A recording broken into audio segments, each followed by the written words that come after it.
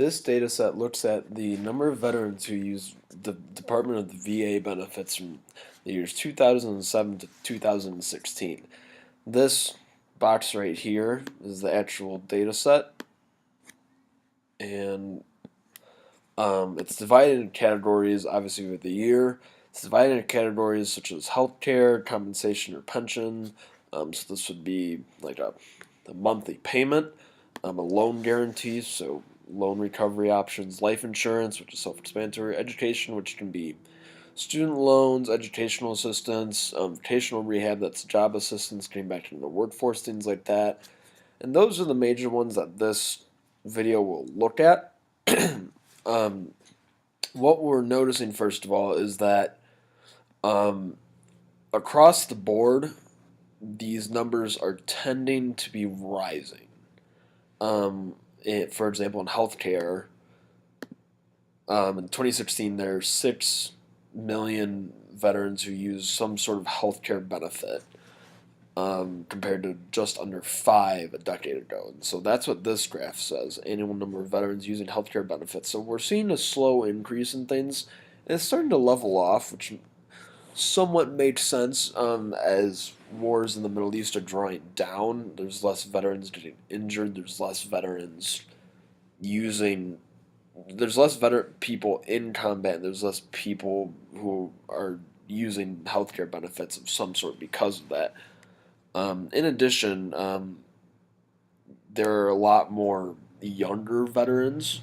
Um, Obviously, there are still a number of aging veterans, but as veterans from Vietnam, from Korea, World War II um, die off, more veterans are younger, and in general, younger people are healthier. So I think while we're seeing a slow increase, it's definitely nothing extreme, and so this makes sense. The next graph we're looking at is the annual number of veterans using economic benefits. These are both the compensation or pension, so a monthly payment, or a loan guarantee. So if you took out a car loan, the VA can guarantee your loan if you default, which is good. Um, and so what's interesting is we're seeing a rise in the number of veterans using economic benefits, which makes sense, um, as there are more veterans just seeking out some sort of economic assistance, whether that be like a pension for those who are retired or people who are seeking out like a monthly payment of some capacity, because oftentimes people, when they leave the armed forces, they might not have a full-time job right away, or they might work but it might not be sustainable or might not meet their needs, and so they might use those. And then what's interesting is this loan guarantee, we're seeing a big drop in between 2008 and 2009. That's over 500,000 people, veterans, not using a loan guarantee. From 2008, we had about 2 million to 2009, we had just under 1.5 million. Now, I'm thinking that this could be because of the economic recession. That's why we have a slow increase here, and then the increase is starting to steepen a little bit towards 2015, 2016. So basically now, I think more veterans are taking out loans. 2008, 2009, I'm unsure if veterans were taking out loans or if they weren't. Maybe they weren't just because they chose to stay in the army during, or in the armed forces during the initial years of the recession, so which obviously would be better than leaving the armed forces and potentially being out of a job. But at the same time, maybe early 2000, early 2010s, these veterans, they start to leave the armed forces in greater numbers. Then more and more of them are using some sort of loan guarantee. Pertaining to one of the other things I looked at was education and labor benefits. Um, Now, what's interesting, vocational rehab, so this might be job training, work in a trade, work, get a skill that you need to do your job better. This is fairly constant, but this number of veterans using education slash labor benefits is a wild graph, and probably the most interesting that we've looked at so far.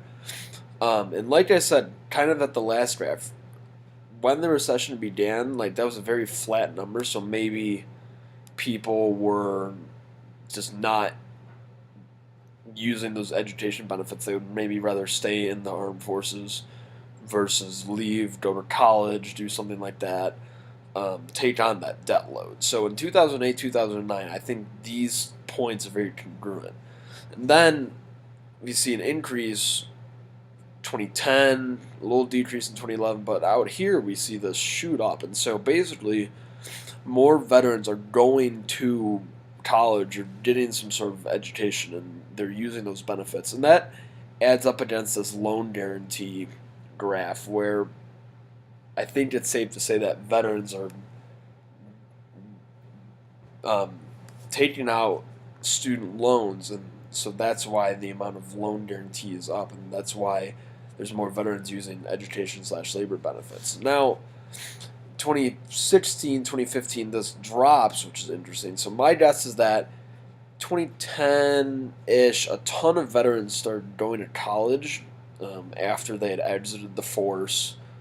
And then 2015 or 20, so they maybe in 2010 they went to college, they graduated in 2013, and then so this number of veterans using these types of benefits actually drops. So that's super interesting to see. In this last graph, we're seeing the life insurance benefits actually drops like quite significantly from just under 1.8 million veterans in 2007 to just over 1.2 million, just under 1.2 million in 2016. So that's about a 33% decrease just in the last decade. And one thing that I'm noticing is, or what that I'm thinking of, is that when the recession hit and people left the armed forces, I think all of a sudden life insurance became sort of an extra expenditure that many couldn't afford, especially if they were going to college, if they had loan debt, etc. So while everyone wants to have life insurance, I think it's pretty logical to say that a lot of people couldn't afford it. That's why even now we're seeing like a slower decrease, but still significant. Overall, with this data set, in general, like I said, more and more veterans are using some sort of VA benefit, which is why the VA is there, which is why it's so critical of a government institution. Um, I think one thing that I'm curious to see is if there will be a greater push to have veterans like go to college, get more advanced degrees and whatnot. So I'm wondering if this might increase once again, and then I'm wondering if obviously life insurance is a good thing. So I'm wondering if the VA and other entities at play either want to or are willing to or are trying to increase this back up to where it was about a decade ago, and hopefully greater than that. Anyways, that's it for now.